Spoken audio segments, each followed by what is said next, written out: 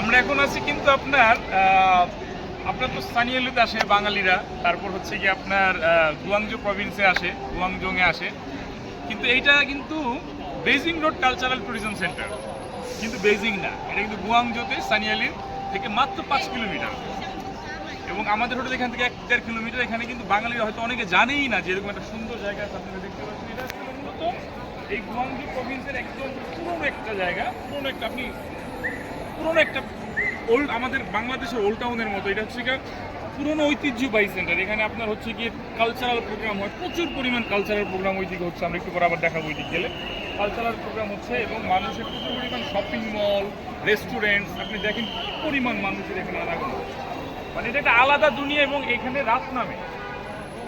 রাত নামে দিন নামে রাতের শুরুতে, এরকম আর কি বিষয়টা। দিন নামে রাতের শুরুতেই হচ্ছে কি আপনার দিনের শুরু হয়, রাতের শুরু না, আসলে এখানে দিনের শুরু হয় রাতের বেলা।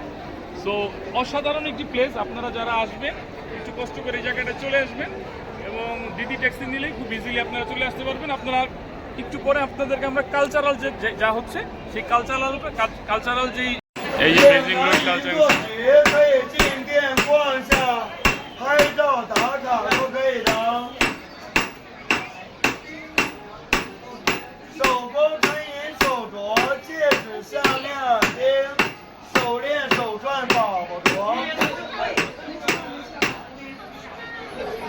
ব্যথা পাইছে না না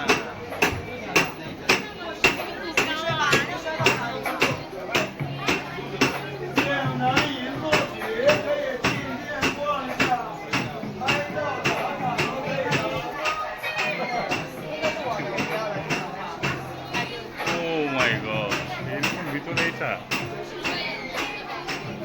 সব অর্নামেন্ট।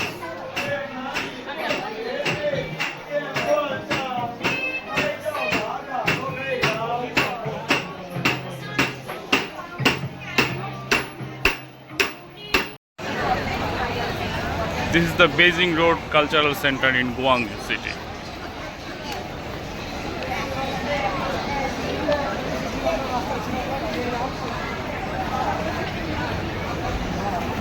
এই রুমের কই